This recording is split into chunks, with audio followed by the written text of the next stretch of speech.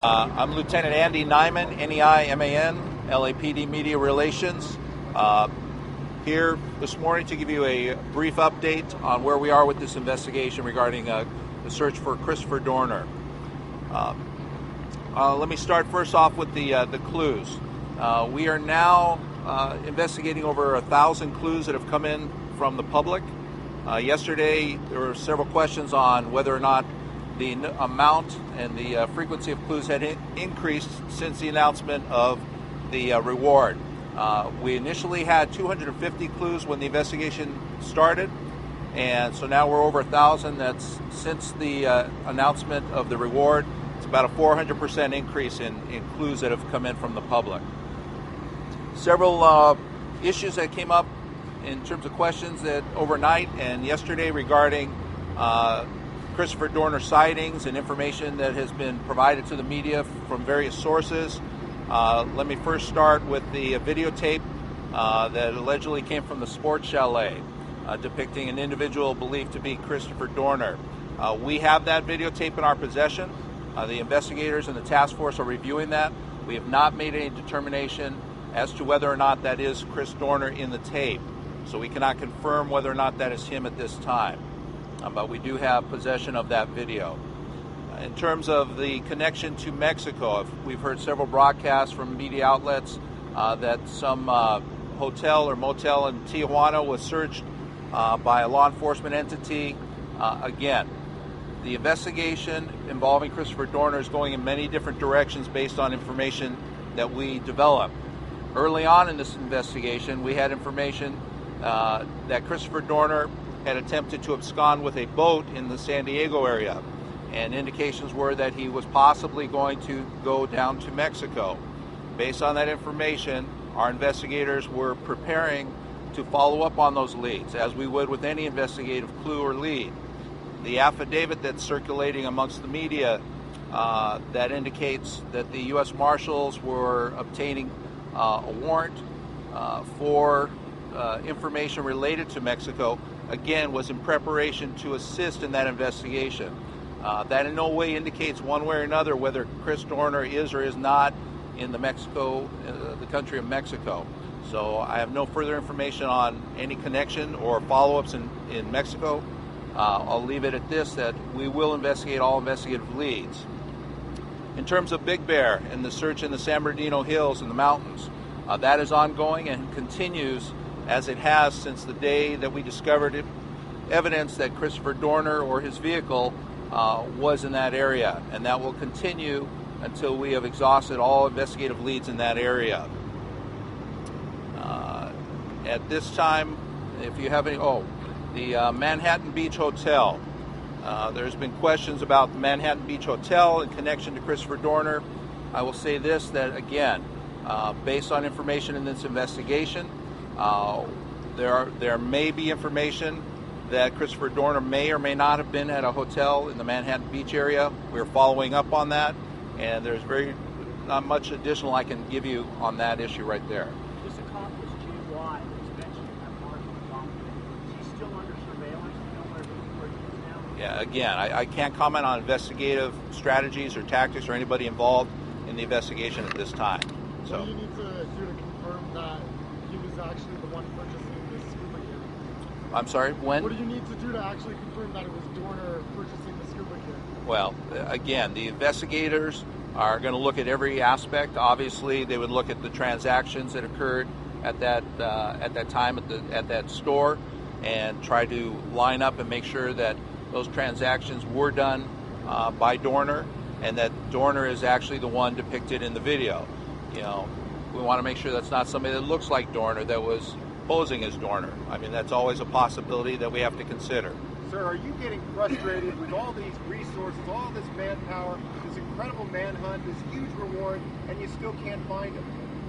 It is frustrating, and we're hopeful that something will break loose from the public, and that these investigative leads will result in something very positive in terms of bringing this to a conclusion. What about reopening the Dorner case? Where are you in that? How do we get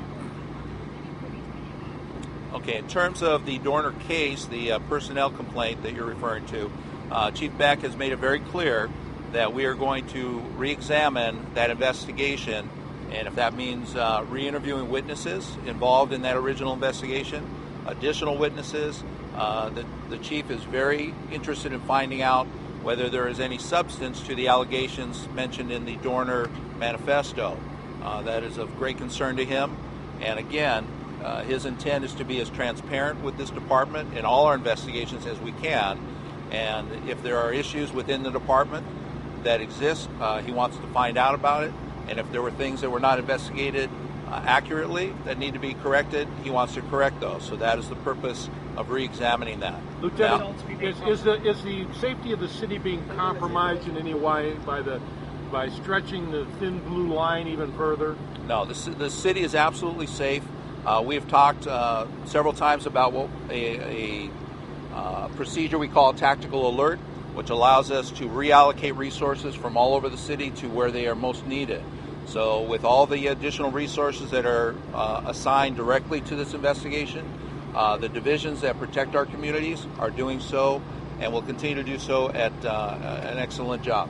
Lieutenant, if it was him buying scuba gear, I'm sorry? if police do determine that it was him buying scuba gear, what would the implications be for the investigation? Do we all go underwater now searching, or what are the implications? I don't know. At this time, there's no telling why he was purchasing scuba gear. Again, hopefully we'll develop more information on that. Yes? Can you elaborate about the tips you're getting hundreds of them daily? Are they credible? Well, some are credible, and all of them will be looked at. Obviously, with 1,000 clues and tips, you have to prioritize. So those that have more credence and more weight will be followed up on immediately, and others will be prioritized and handled as we can get to them. Are you able to say whether Dorner has tried to make contact with any of the people named in the Yeah, I cannot comment on whether Dorner made any contact or has tried to make any contact with anybody at this time.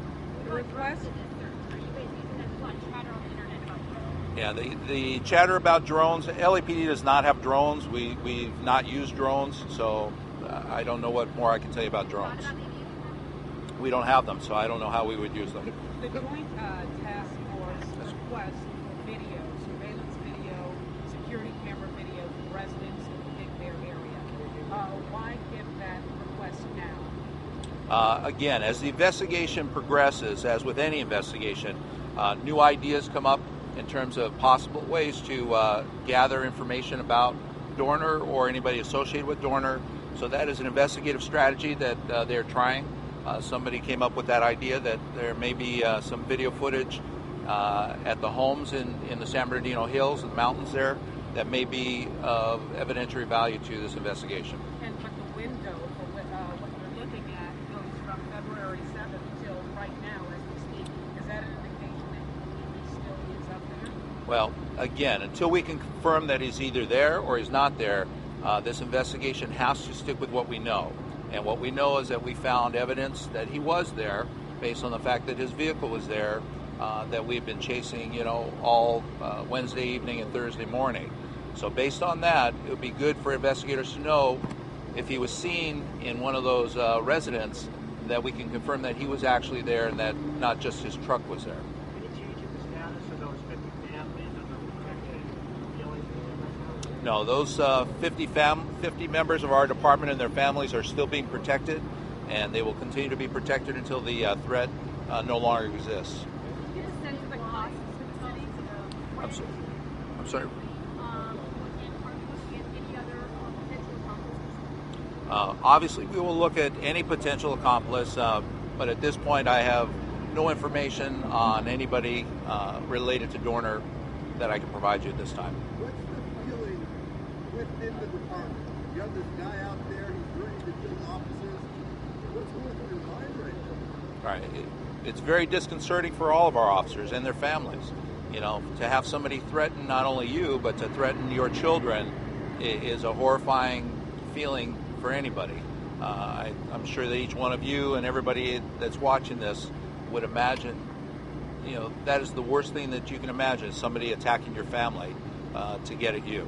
So it's a horrifying feeling, and that's why you've got all the men and women from all these agencies that are out here doing everything possible to try to bring this to a conclusion. What do you personally daily think cost of of the this? support being expressed for him online, various Facebook pages and other people who are supporting him? What do you think about it? You know, I really don't think about it much.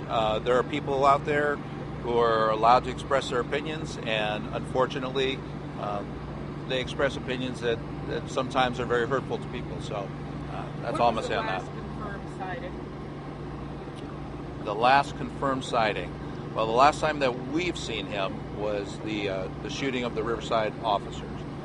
No more sightings. Well, there's been sightings. There's been nothing that's been of any substantial value. We've had a lot of misinformation and people who thought they saw Dorner that, based on the investigation, turned out not to be Dorner.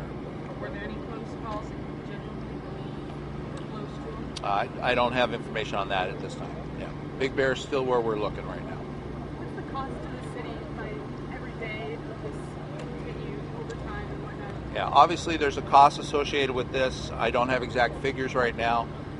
Suffice it to say there are hundreds of hours of overtime that are being used for this. A lot of that is compensatory time, so it will be paid in terms of time off for those officers at a later time.